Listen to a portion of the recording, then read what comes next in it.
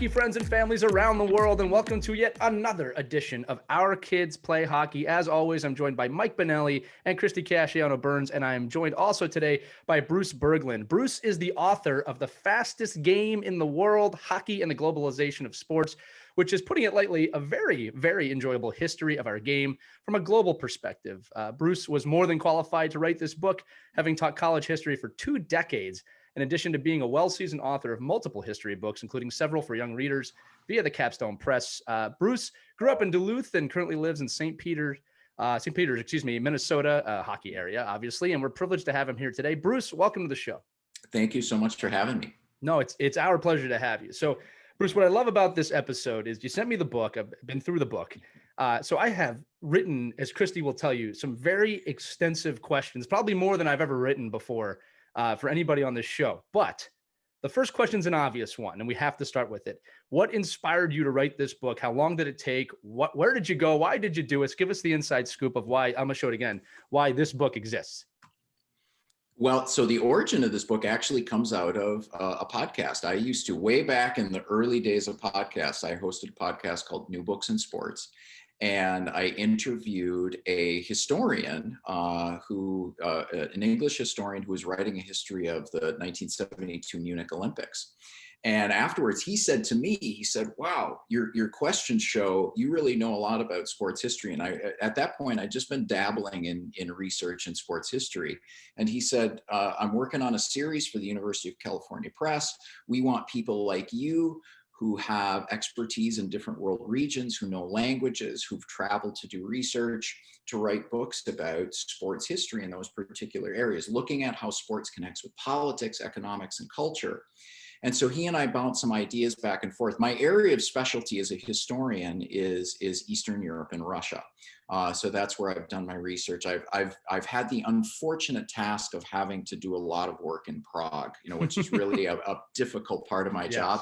Yes. So I go there to do research, and of course Prague's a big, or Czech is a big hockey country. And I was there, in fact, in 1998 when they won Olympic gold at Nagano. Oh, wow. And so we went back and forth. We said, hey, how about a book about hockey, which is the sport I grew up with, the sport that I know best in terms of the lore. And we looked at doing a world history of hockey, something that hadn't been done. So there is another global history of hockey by 2 historians who focus on Canadian and American history. Right.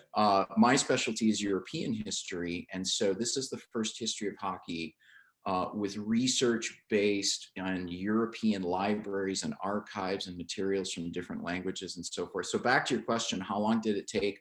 It took about 5 years and some change from the first interview I did, the first times I went into archives in Minnesota, to when the book came out of the box. So, which is actually pretty, when it comes to an academic book with this kind of research where you have to go to different countries, that was pretty quick. So I was once I got going on it, I was really excited. So it was a lot of fun.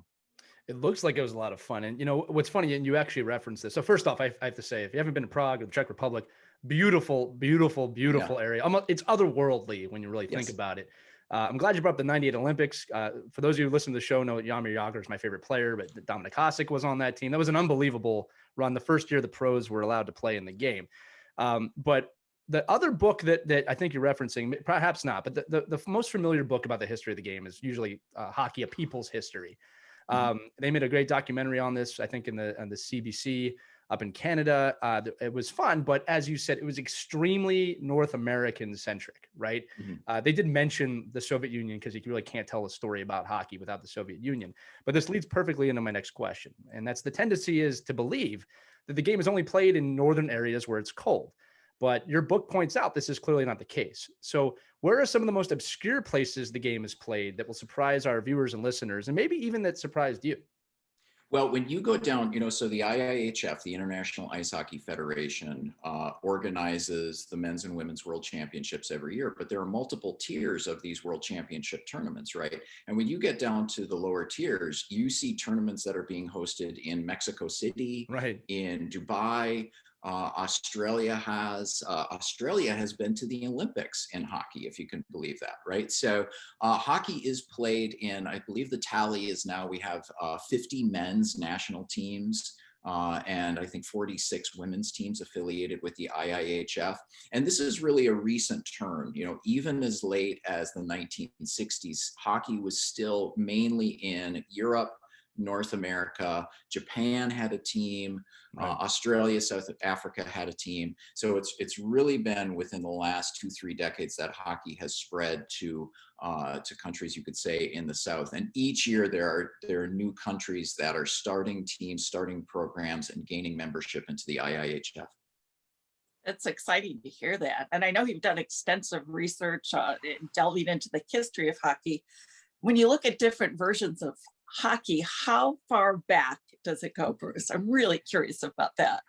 How far back? So there is a Dutch landscape painting from the 1600s, which shows the scene. So imagine the scene in the Netherlands in winter, windmills, a frozen canal going through this village, and down in there are a bunch of skaters all on the frozen canal, children, older people dressed to the nines and so forth. And down in the corner, you see this guy with a hockey stick, actually with what we would think of as a bandy stick, right? A stick it's a shorter stick and the blade is curved, and he's standing with the ball, and he's just kind of got this little grin on his face. It looks like he's practicing his stick handling. So you have evidence like that of a game we could say is an ancestor of hockey. Skating really begins in the Netherlands in the 1500s and the 1600s. And as soon as people take to the ice on skates, they start playing games with a stick and a goal and some type of projectile. The games that you could say, look more like the hockey we're familiar with, the Canadian version of the game. We see this beginning in the 1800s. So already in the early 1800s in England, you have the beginnings of what we would recognize as bandy, where you're playing on a surface about as big as a frozen soccer field. You have 10 or 11 players on a side. And we have plenty of written descriptions of these games throughout the 1800s, and all of the skills that we appreciate in hockey in terms of speed, stick handling, passing, shooting, defense. All of these were elements of this early version of hockey in England in the 1800s. And they use the names interchangeably. They use the words both bandy and hockey to describe it. And so this is the game that then spreads into Europe, this English version of hockey. And really it's the version that spreads to North America, to both colonial United States and colonial Canada in the late 1700s, early 1800s. And it's from that root that we have the beginnings of the Canadian game in the late 1800s. Wow. That's impressive. I'm glad you bring up England. I'm going to skip forward to this question because as Bruce knows, I coached in England and I lived in England for several years. And what's funny is when I tell people I coached in England, I'm often asked, they have hockey in England? And as you just confirmed it, it may have started there in many ways. But I always reply, look, they have great hockey in England and all across Europe. Mm-hmm. So for this book, you conducted, interviews in multiple languages in multiple countries. So most of us have a national view of the game, the NHL, maybe the AHL, ECHL, SPHL, especially when you're listening to this show.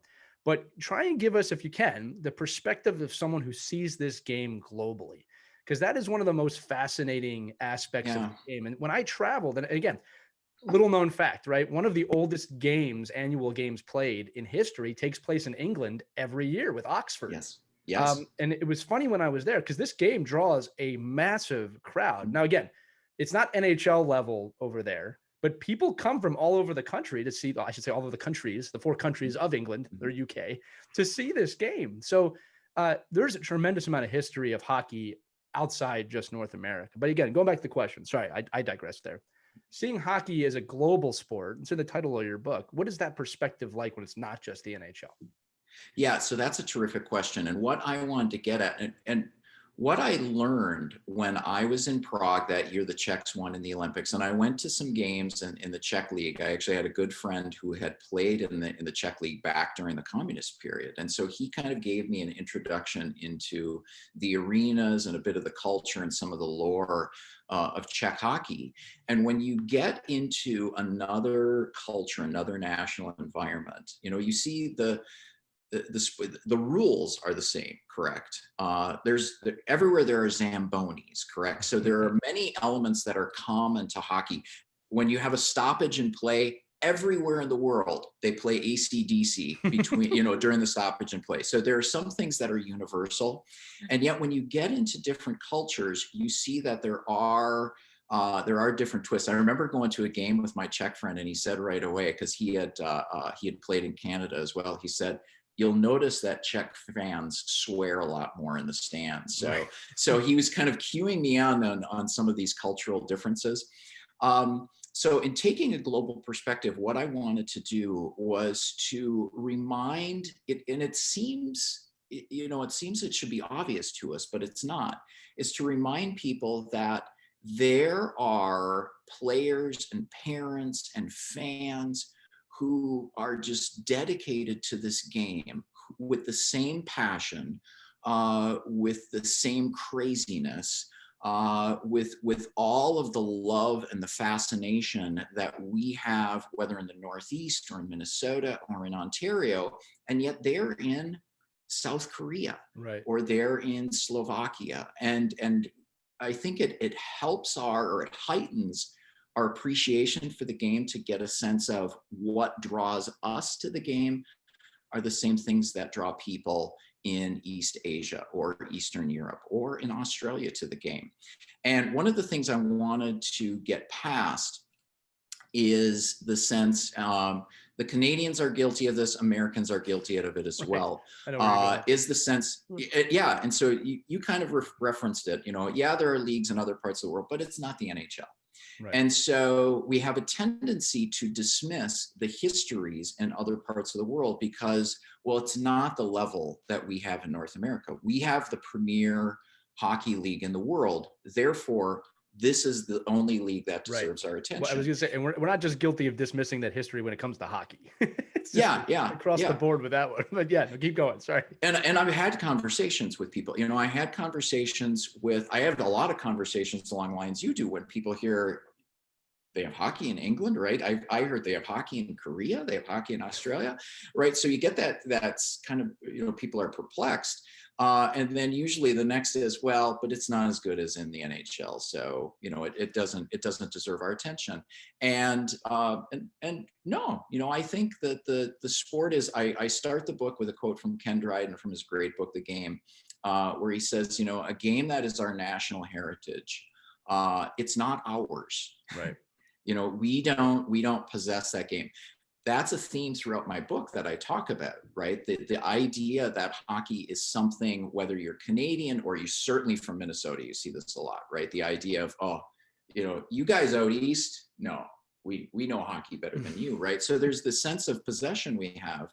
And with a global perspective, what I want to do is to say, we need to really appreciate how all of these different facets of the game. And in doing it, and what comes out in the book is you really see how these different facets are interconnected, right? So how European hockey has influenced the development of hockey in North America and vice versa. Right. It's amazing the stuff that you're saying, because this is something that I run into. And it's funny in today's age that we're still having conversations about what belongs to us when, the world is flat, right? It's getting flatter all the time. And it's amazing to me when people say, well, they shouldn't be playing hockey in that southern hot country. And I go, why? Or that southern hot city of the United States, right? They should be playing hockey in Miami or Dallas or what have you. Right. Yep. Ironically enough, the Florida Panthers have one of the highest attendances in the league this year for the I made a joke on our page the other day, hell must have frozen over, but it's obviously due to COVID. But I never understood that argument. Now, I am going to toss Mike Benelli a line here because he desperately needs one. I can see him looking at me. No, Mike is very well traveled within the game as well. I have gotten phone calls with Mike, and it starts something like, "Hey, I'm in Norway, but I got to go over this with you real quick." But one of the things that I know Mike and I have seen traveling is, and this might be actually a surprise to a lot of the listeners, is that youth hockey development in other countries can sometimes be drastically different. That can be based on not a lot of people playing, but also the development factor of clubs, right? Like that was one of the things in Europe and England that it probably shouldn't have shocked me, just knowing how kind of soccer works in those countries, or football, if you're listening in England or Europe. But, you know, players belong to clubs and they grow up with these clubs. And a lot of the time, the dream is to play for the big club. So for example, I coached in Peterborough. There's a Peterborough youth system, and the dream of every one of these kids is to be a Peterborough Phantom on the top club. There's not a lot, Mike, and this is what I want you to talk about. There's not a lot of jumping around to different teams, right? You're kind of with your club and you move on. But Mike, I wanted to kind of tap your brain on that, because you've seen hockey in multiple countries, and then make sure if you have any questions for Bruce based on that, we get to that too. Yeah. So, well, you know, certainly, I mean, I've seen, and I think Bruce hits the nail on the head about, you know, that I've done work with your Australian, you know, youth hockey development. We're doing work right now with Malaysia, which is actually really growing, you know, quite substantially. I mean, with the advent of even China, you know, doing more work with like Wayne Gretzky and branding their products. I know, and I did some work with the Panthers. You probably know the date, but they did. I think there was an NHL game in Puerto Rico. I think it was the Rangers and the Panthers. You know, trying to bring the sport, you know, outside of the U.S. And I think, you know, and maybe you can talk about that, Bruce, about your research about the club aspect, because I think in Minnesota it's as close in our you know, area of North America that replicates that club feel and that town feel that, you know, the biggest thing a Minnesotan youth hockey player wants to do is play in the Minnesota Hockey State Championship in high school, right? I mean, the NHL is like a whole nother thing. And I think maybe you could talk about a little bit about when you see, you know, as the sport progresses, you know, did you find that a lot of the cultural things that these other countries are trying to do are actually, you know, maybe the wrong way? We should be replicating what they're doing as far as club programming goes. Yeah, that's a terrific question. One of the things I do at the start of the book, I used to teach a college course on the history of world sports. And a question that would always come up, I'd have kids, you know, play at hockey, a lot of kids who are soccer fans, world soccer fans. And one of the basic questions is, you know, what's the deal with clubs? You know, and why don't we have clubs in our profession? We call them clubs, but they're not really clubs. And so one of the basic things I would have to explain to students, and this is, you know, gets back to the 19th century, right, is to explain the difference between clubs and franchises, right? So still Bayern Munich and Barcelona function as clubs, right? People are members of these clubs. In contrast to the franchises that you have in North American professional sports. And so in the book, I talk about how these two distinct systems develop. Okay, now fast forward into, you know, the current period.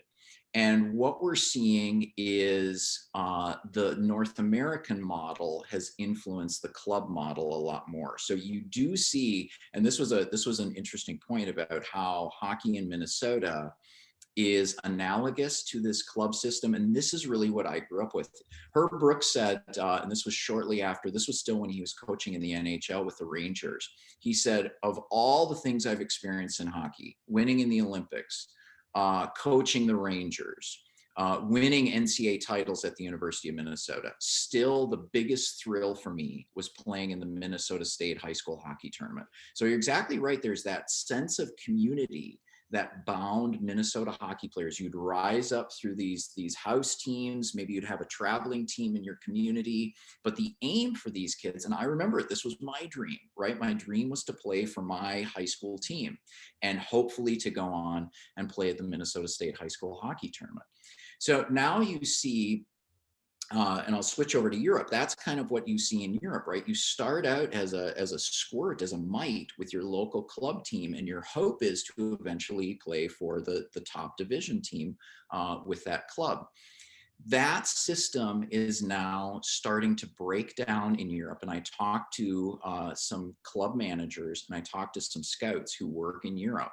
And what you're seeing now, similar to what we see in the States, is that parents will recognize, hey, my kid will have a better opportunity of moving up if he moves to that club over there, okay? And club managers, they're pretty savvy entrepreneurs. And so they'll say to parents, hey, we'll give you more ice time if you come over and play for our club, and we'll pay, and this is the way the European system works in hockey as well as in soccer, right? If you move clubs, even if you're a 14-year-old, you have to pay a transfer fee, right? So managers of one club will say to a kid and his family, you'll get more ice time with us and we'll pay your transfer fee. Okay, so there's a lot more movement of players among clubs with the same, and you're all hockey parents, right? So how this motivation, right? My child is going to get more ice time, more visibility if he or she moves over to this team over here. So that's starting to come into European clubs. The other thing that's starting to, one thing I should say too, and this is, I think it was Lee who made this point, the ideal of my goal is reaching the top team for my club, that's starting to break down as well. That's true. And you see, and maybe you ran into it in England, it is certainly the case in the Czech Republic, Finland, and Sweden, where the ultimate goal is to play for a boy, is to play in the NHL. And an NHL scout who works in Europe, he told me directly that parents see their top domestic league as the fallback, right? If my child plays for the top league in the Czech Republic or in Sweden, the main aim is the NHL. That's our goal. If they don't make the NHL, they'll be good enough to play in, the SN Liga or the Superliga in the Czech Republic. So that's starting to come in as well. And the last thing that's starting to seep into Europe, so these clubs, particularly in the Nordic countries, in Finland and Sweden, they receive a lot of state support still. They receive a lot of subsidies from the government, something that's entirely absent from hockey in North America. But even though the cost of playing for your club is largely covered, parents are wanting to, same thing as parents in North America, they're wanting to get more ice time, more practice, more training, more tournaments. And so parents are looking for kind of outside opportunities, whether they're summer academies or summer tournaments, and those cost money. Right. So the price is rising for hockey, even in countries, where we think of having social democratic policies where sports is largely paid for. Right. So can I just one thing? Sorry, Lee. Yeah. I just, so on that side, Bruce, I mean, do you think that, as you watch the breakdown of the club structure happening in Europe, obviously because of the globalization, right? All these kids, and now we have scouts over there that say, listen, I can get you in the US NCAA prep school. You're seeing more and more prep school kids, that are European kids that are from Sweden, Norway, Finland. And I think, do you see that that's even happening where you're starting to see more specialization younger? Like I know I do a lot of programming in Norway, and in their mantra and the ability to have their kids continue to play multiple sports, competitively all the way through 14, 15 years old is disappearing. And they're specializing these kids earlier and earlier, but I think their populations aren't as big. So all of a sudden it squeezes that talent level to where a kid might have to say, well, I'm the best kid out here now, I need to move on to a different club. Yeah, I've heard stories both ways, and you probably know more than I do in terms of the work you do. I've heard stories both ways from the people I talk to in Europe, concerns about over-specialization, that kids are being pushed too early into hockey. And also, I remember talking to one guy who was a coach in Finland, and he was saying, really the strength of the model we have in Finland and in Europe is that we still have kids playing multiple sports, and that kids exercise their, they play soccer, they play what have you, they run. And so we still have that as an integral part of our sports development system over here. So I've heard both versions, but I know that there is this concern. And looking back in the history, one of the things you see in Europe, in particular in Sweden and Finland, is a movement away from, at the top level, right? The top level hockey players, a movement away from them being top level tennis, hockey, soccer players to, and the pressure for this was the Soviets. The Soviet national team was so good that the Finnish and Swedish federations realized we need our guys to just devote themselves to hockey if we're going to be able to compete in international tournaments against the Soviets. All right. What's amazing about the international circuit, if you want to call it that, is a few things. You run into different styles of parenting, different mentalities. For example, there's a funny story. I don't know if I've told this on this show before, but when I was coaching in England, the head coach and my other assistant coach who was coaching with me were both from Russia. And the assistant coach, who was the father of the head coach, actually played for the Soviet B team in 1980. Oh, Right. So what was funny about that, Bruce, is the greatest story that I can tell in hockey. I can't tell that story in the locker room ever, because this is an insanely bad memory for my assistant coach that I'm working with. He doesn't want to talk about the 1980 Olympic team because they beat his team. Right. Yeah. So it was funny because he and I had a lot of debates Mhm. on the bus. I'll never forget this, about the right mentality to win. Now, I would, as an American, I was taught to dream. As an American, I was taught, you can believe in yourselves and you fight for everything.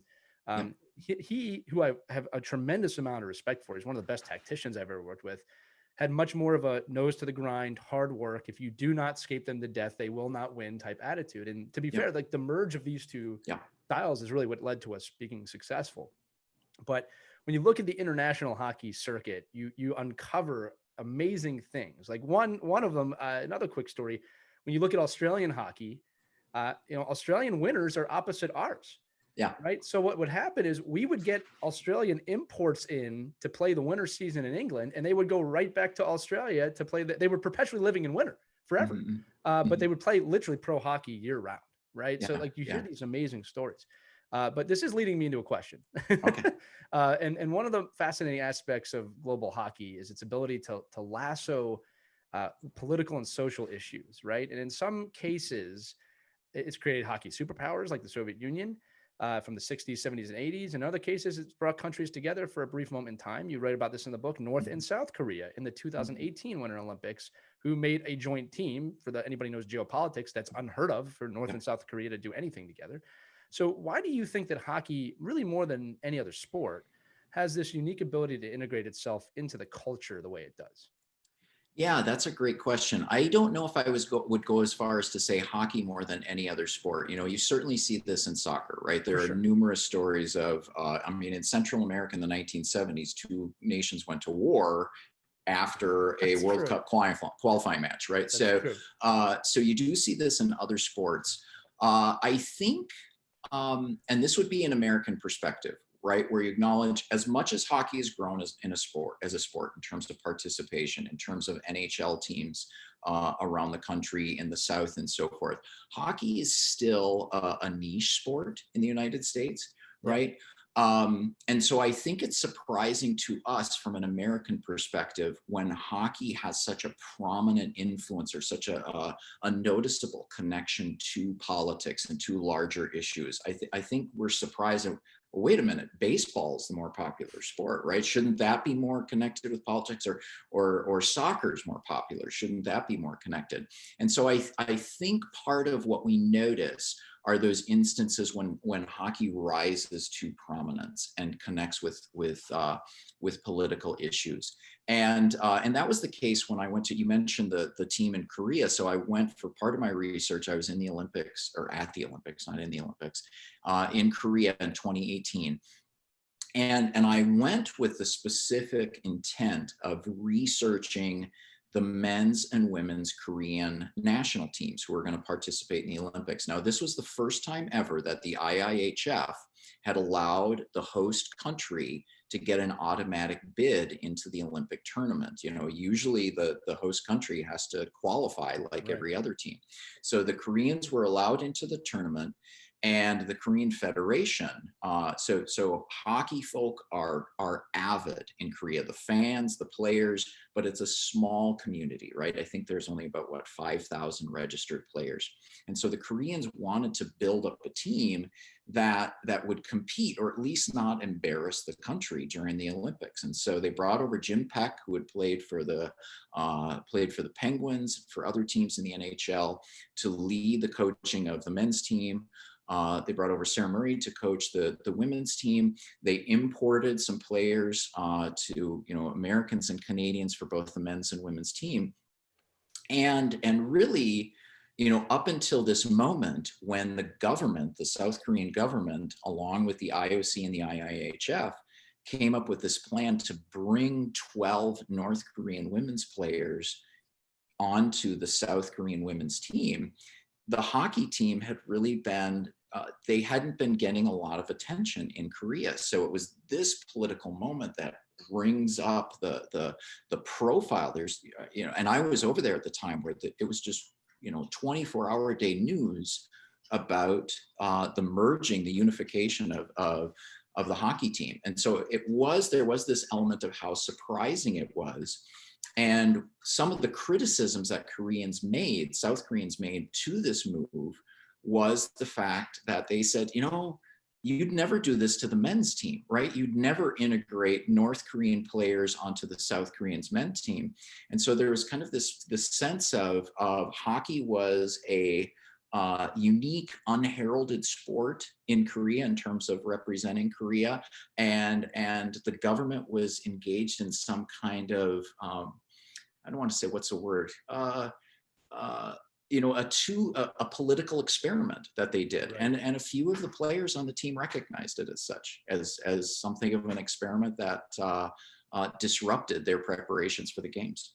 It goes to show you that America is not the only place that is limited to politics infiltrating sport. Yeah, right. Yeah, certainly. It's a global thing. Switching gears a little bit here. One of the passages in the book I really enjoyed was titled "Girls Take the Ice," which leads into other stories of young women as they pave the way for the modern women's game. And what resonated with me as the father of a daughter was that the road was really started by parents who, and you hear this, wanted their daughters to have the same opportunities as their sons, right? And that's exactly how you wrote it in the book. And we've seen the women's game take major strides, especially over the past couple decades now, with the advent of the NWHL, the Dream Gap Tour, obviously women's hockey in the Olympics, internationally, it's growing all the time.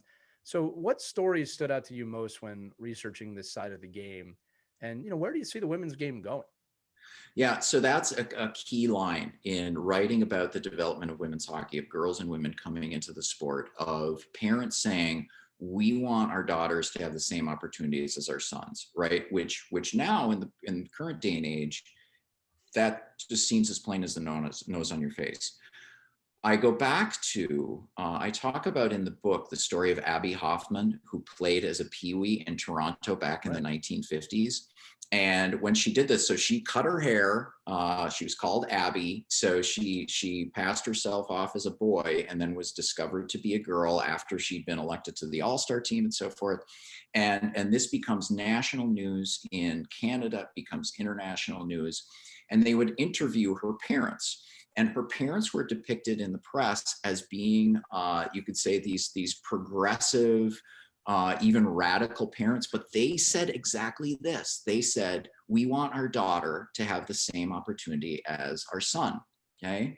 So in the 1950s, this is presented as something radical.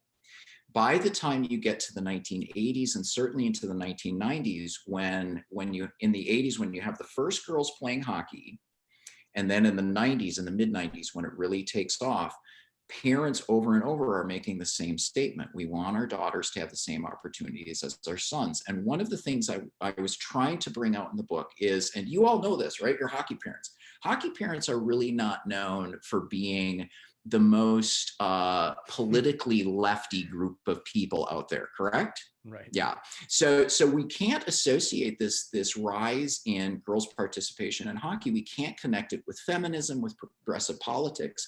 Instead, what I was trying to present is you have a shift in the culture so that this whole notion of our daughters should have the same opportunities as our sons, this becomes something that is widely respected. It's no longer a feminist or a progressive position as it was back in the 1950s. And what I try to do in the book is to connect it to a number of different social, cultural, and especially economic changes that happen at the time. So that's, in terms of looking in the background, that's one of the bigger trends I look at.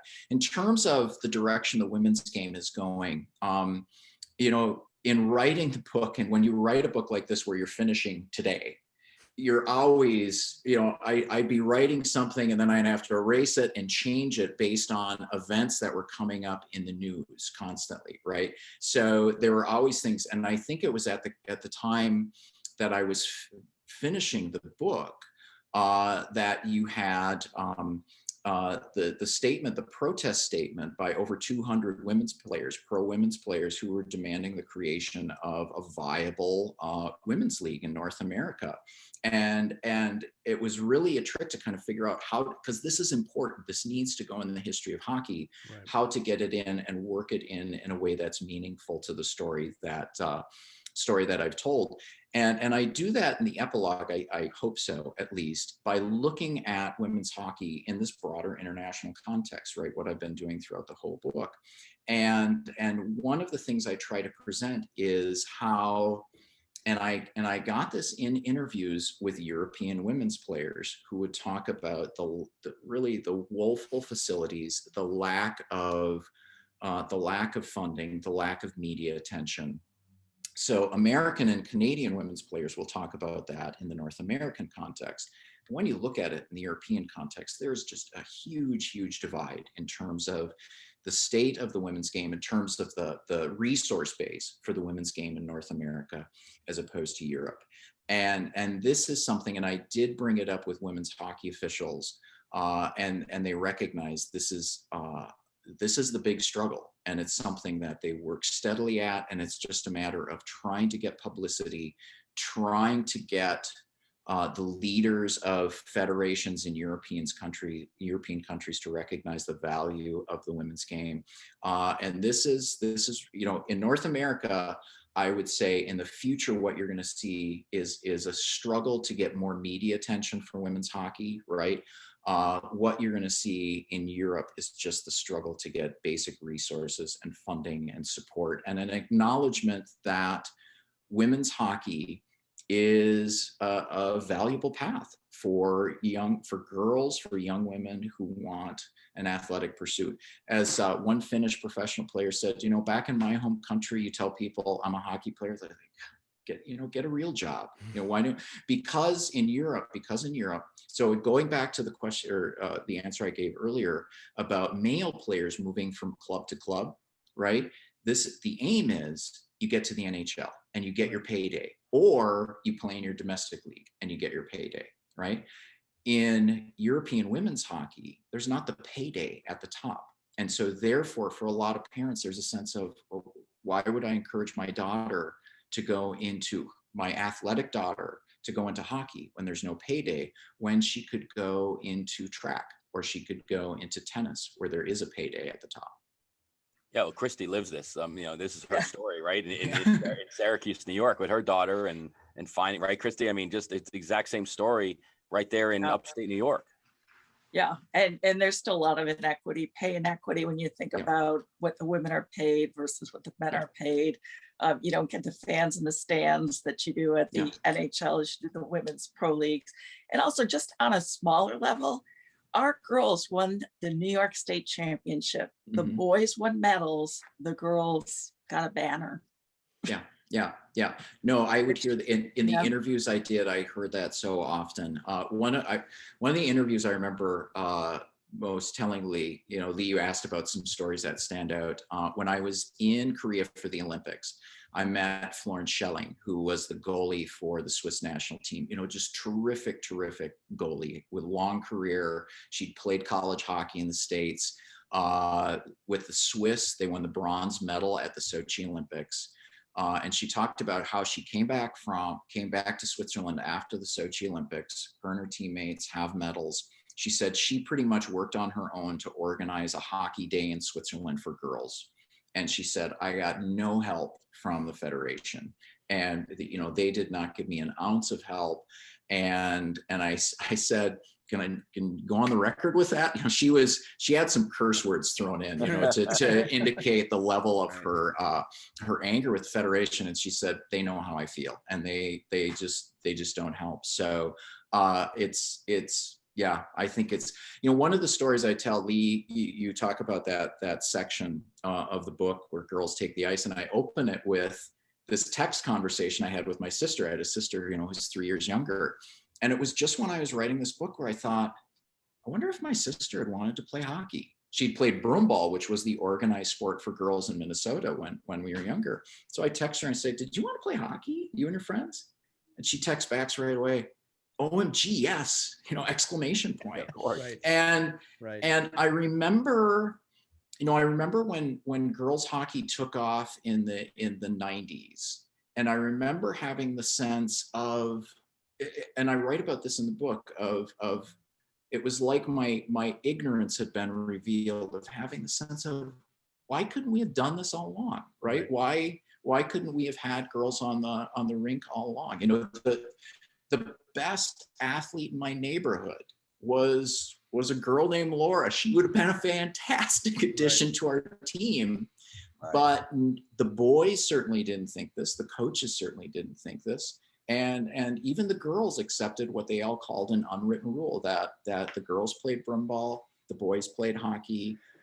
There was one girl in Duluth when I was growing up who played on a boys team, and that was it. Yeah. Bruce, I'll tell you, obviously a lot of this for men probably deals with when you were born, when you grew up, right? A lot of the preconceived notions, I was very fortunate to grow up in a house with a very strong woman. I'm married to a very strong woman. I've always seen women just on the same, it's never been a thing for me to see it as different, right? That's just the way I was raised. But even to your point, especially over the last 5 years, I've been aware that I've been ignorant about certain things, right? And you start asking questions. I remember asking my wife, like, did something like this ever happen to you? And she goes, of course. I never had thought to even ask, right? But one of the things in youth hockey that we talk about a lot on this show, and Christy obviously would love your thoughts on this too, is that and you said this, right? There's so much focus on the monetization and the payday, and we're just forgetting the basic life skills that the game can teach, right? And that is the real value. There are so many studies globally that show that any human that plays sports is better prepared for life. My wife was a basketball player, and she'll tell you, like, that taught me teamwork. She's a doctor now, right? It's one of those things of, it's very easy to lose sight of that. I will say that, I'm a younger coach when it comes to youth hockey. I mostly did professional hockey, but in youth hockey, that I don't see much pushback anymore, at least on the surface level. I know there is in terms of, well, girls don't do that, right? That I know that must happen all the time still. But it's the little things to push the game forward of, man, I want my daughter to have the same opportunities as my sons, but I also want her to gain the massive experience that you gain from youth sports, right? So I for all our listeners and viewers, like, that's the big takeaway for me. And it starts with little things. I'll give you a great example, right? Something that this was actually troublesome for me this year, but I have grown up playing this game, and I always say, let's go boys, come on boys, let's do it boys. Right. And there was a young girl on the, my Adams team this year. And I was very conscious of it. And I was really having a hard time not saying boys. Right. So I started saying friends, but I had to rid that out of my vocabulary. And it just goes to show, you don't even realize sometimes. And again, like, I'm not trying to say like I'm a big proponent or anything like that. I mean, I'm all for women's sports, obviously, but even I have problems with these preconceived things that go through history. So let me spin this real quick into a question, because one of the parts I loved, and this is something you opened my eyes up to, like, I grew up idolizing Cameron Granato. I did. 1998, Nagano. I loved her. She was captain. She was team, Captain America, right? And that's how I viewed her. She was an inspiration to me. And I love how you write that her parents, this is the Granato family too. They're not a non-hockey family. They tried to give her figure skates to try and get her out of the game. And if anybody knows Cameron Granato, you can imagine her be like, nah, that's not for me. But I never thought about the struggle of that first generation Olympic hockey players that were women, of what they must have had to go through. And then how important it was for them to represent the game in 1998. And really, I mean, any hockey player in professional women's hockey always goes back to that team now, is like, that was the standard, right? But again, sorry, I'm rambling now. My point is that women in the game, young girls in the game, it's all about the development, right? I mean, I think we can all agree on that. And that's probably what we should be focused on. Yeah. So you made a key point in how we still have, even in youth sports at the lowest level, and this is a lot of what drives the craziness. You know, when you were you had the episode a few weeks ago about how do you recognize a hockey parent, and the underlying theme in all of your answers was because we deal with the crazy, right? but there's craziness in youth sports and all sports, right? So my kids were most involved in baseball, actually. And you see this in baseball really at, you know, the 10-year-old level. And it was the sense that the ultimate aim for these parents watching their sons play baseball was that they were going to play in MLB, or if not that, they were going to get a scholarship for college, right? And so this is the ultimate end. And a lot then, what gets lost is the sense of it's about development, and it's about the skills that will be beneficial later in life. And you talked about these studies, and studies show that for girls even more than boys, the worth of participating in sports is all the more important. So but yeah, we can't, and as parents who have kids in sports, we can say, yeah, I understand. No, my child won't get a scholarship. You know, yeah, that's ridiculous to say my child will make it to the pros. We acknowledge that, but we can't. It's really, really difficult to change our behavior in a way that matches this recognition. I remember having a conversation with a dad who was at the baseball field, and his kids played college sports, you know, played college baseball. They were fantastic athletes. But the dad, I remember he said, you know, this is crazy. I don't know why we do this. You know, why we're here all the time when we spend all this money. And it was kind of like he got this faraway look as the realization was coming. Wow, this is really kind of crazy that we do this. And then it was like he snapped himself out of it and, you know, get back in the program, right? So no, I think you're exactly right. And you know, what you see with girls hockey today, it's the case in North America, it's certainly the case in Europe, is the struggles over ice time, right? When our practice is scheduled, and that kind of, you know, what you've recognized, those slights, those subtle discriminations, you know, the foundation for it is the sense, hey, this is a boy, he can make it to the NHL. The girl, she could get a scholarship, but she's not going to make it to the NHL. You know, and I'm going to point this back to Christy, because Christy's daughter is doing amazing things in NCAA D1. You know, when I played college hockey, I was focused on playing hockey. That was it. That was my goal. And like you said, a lot of it was I had aspirations to play beyond college. Yeah. Christy's daughter is tackling major social issues and tackling other aspects of the world outside of hockey. And this is someone knowing that the NHL is not in their future, right? So, Christy, I always like to highlight what your daughter's doing, but I did want to jump into that. Obviously, get your perspective on this too. Well, it's, you know, it goes back to the basic lessons she learned when she started skating at age 3 and got on her very first hockey team. It's all about selflessness and sacrifice and being part of something bigger than just a team. All of her teams have always, you know, reached out, done community service. And what I love about hockey is that spirit of this is more than just us playing a game. It's about caring about each other, looking out for each other, and all those wonderful life lessons. And as you pointed out, Bruce, it's not just your little ring, your little community, but this is kind of felt all around the world. And that's what hockey can bring out the very best in our kids and in parents when it's guided the right way. You know, and the best lesson from hockey, right, which you get right away when you're a kid, is you're going to fall down and you need to get up, and you're going to get knocked around and you need to get back in the game. And, you know, I play senior league hockey, and that's when you're 52, that's an even more potent lesson, right? When you fall down, it's going to be really embarrassing. And when you're 52, you have a lot of trouble getting back on your skates, but you need to get back on your skates. That is a good lesson. Also, I love this story, the story of the underdog. And Bruce, I really want you to talk about this, because before any hockey tournament, we would always pop in the Disney movie Miracle. Yes. And, you know, and our kids would never get bored of that story, and it would always rev them up right before a major tournament. Yeah. What fascinates me, I mean, the Soviet Union doesn't even exist anymore, yet the story still resonates with me as a parent, with our kids. And I think because it's the ultimate underdog story. I mean, if you think about it, you've got these ragtag, blue collar college kids going up against professionals and defeating them, that ultimate win. And our kids, no matter, how old they are, that story never gets old.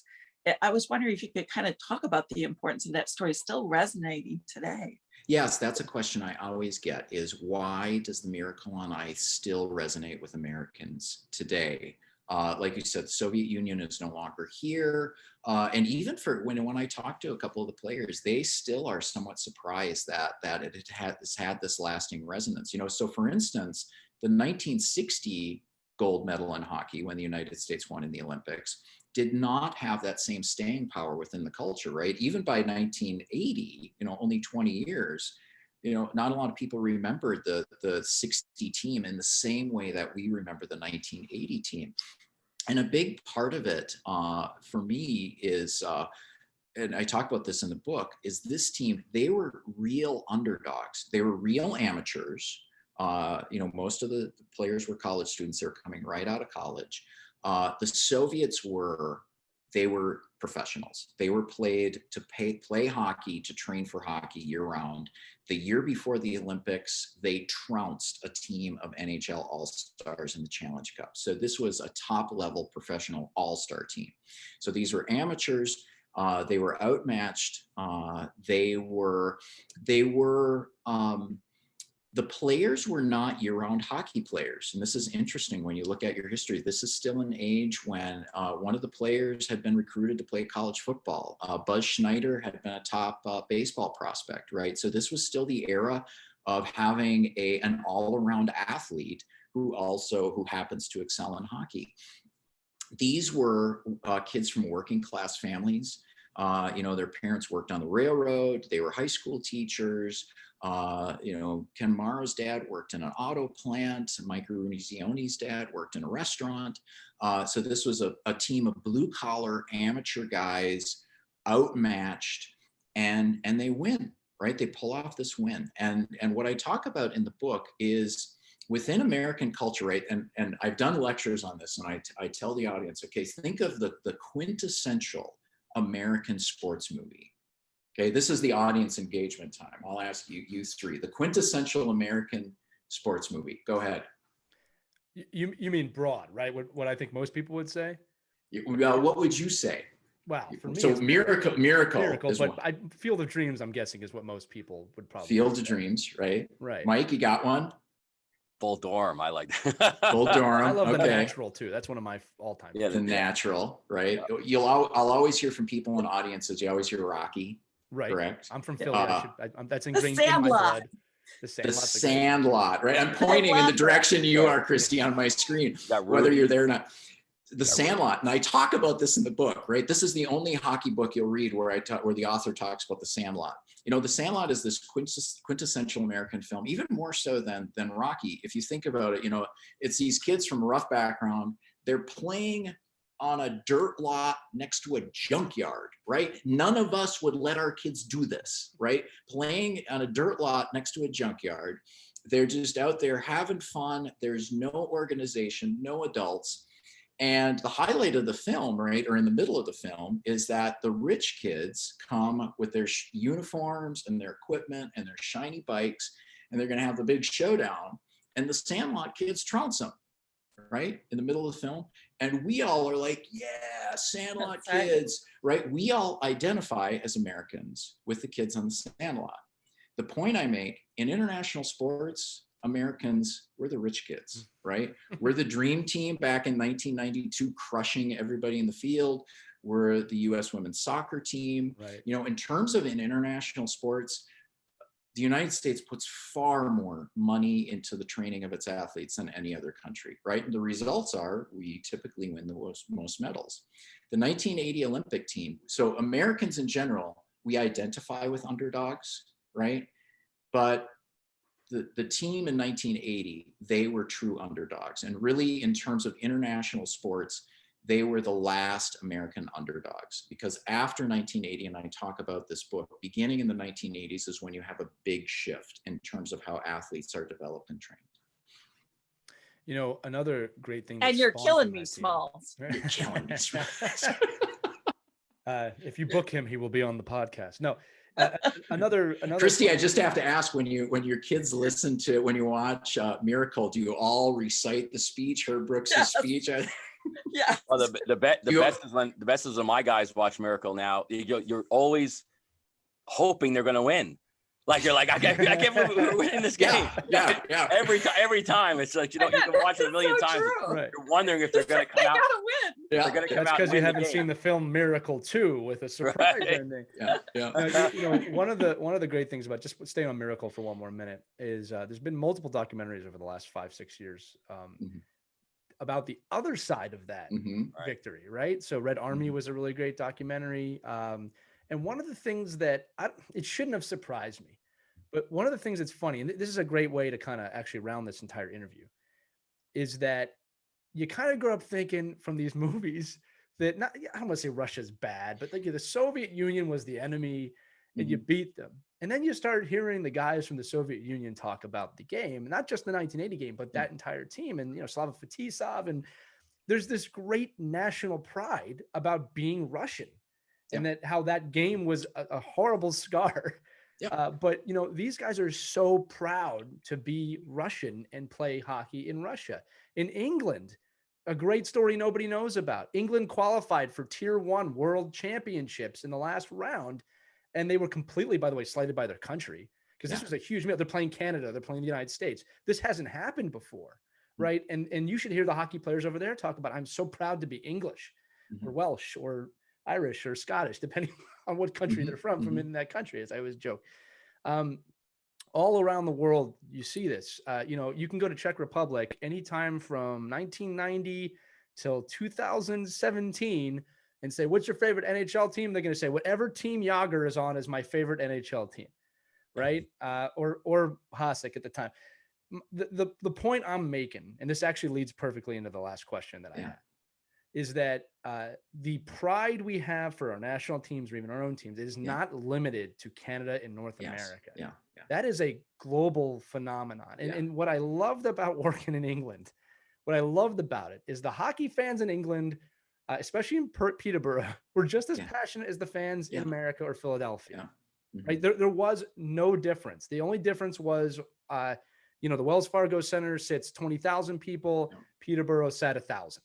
Right. But these people were just as crazy. So the question I have for you is, can you speak for a moment just about some of the experiences you had with fans along your journey? You did a little bit earlier, and how, again, not to make a pun in your book, but this is a global game, and it is a beautiful, beautiful community, really, at the end of the day.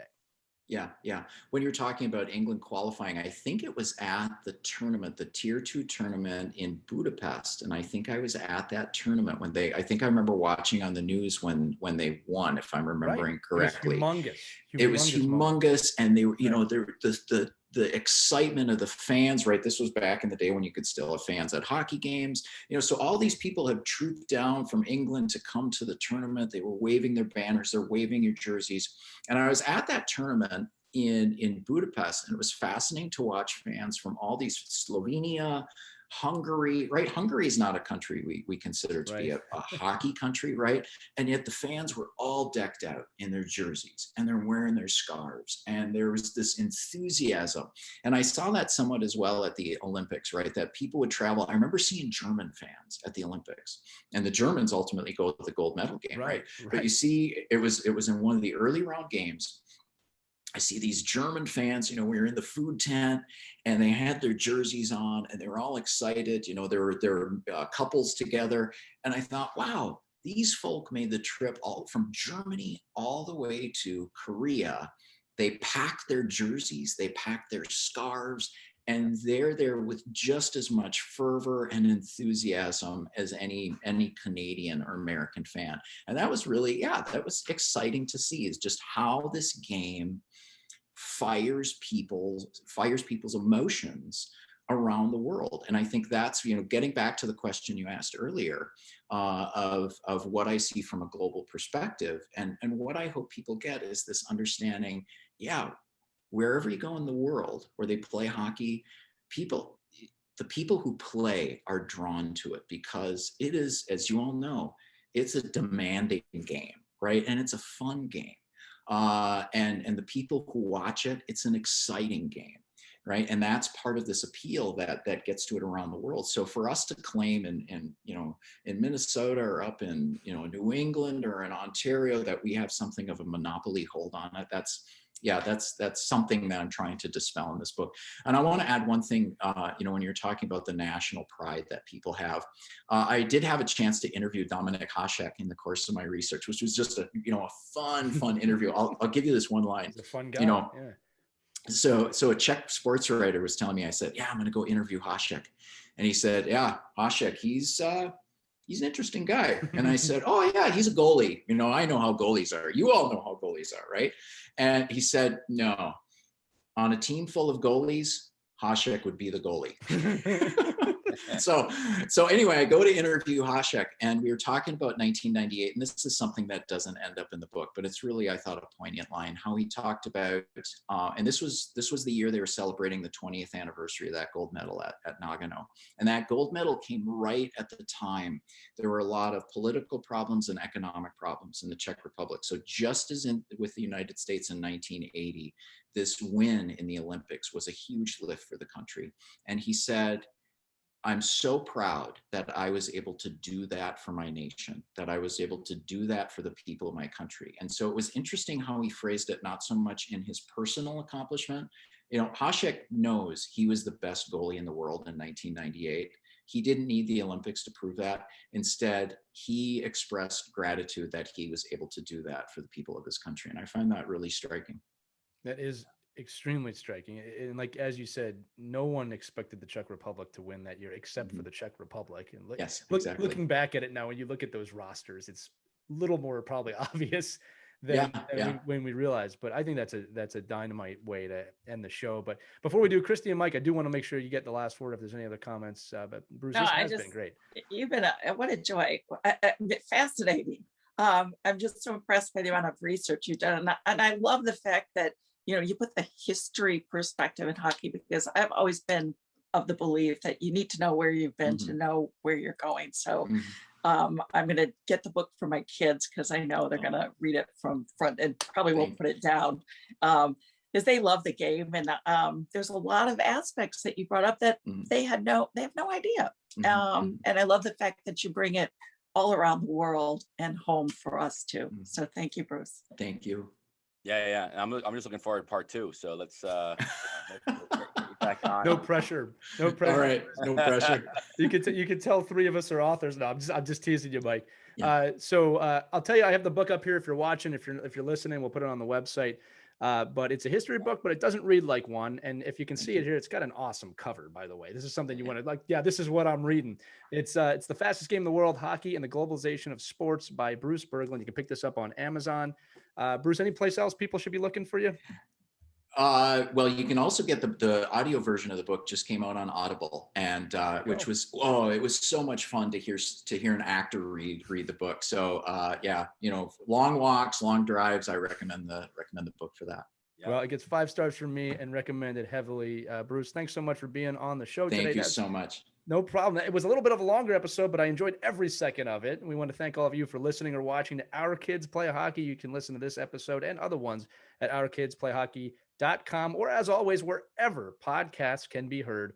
We are available. The show is growing. We are so happy that you're here with us. And thanks for listening to this episode. For Christy Casciano-Burns, for Mike Benelli and Bruce Berglund, I'm Lee Elias, and we'll see you on the next edition of Our Kids Play Hockey. Have a great day, everyone.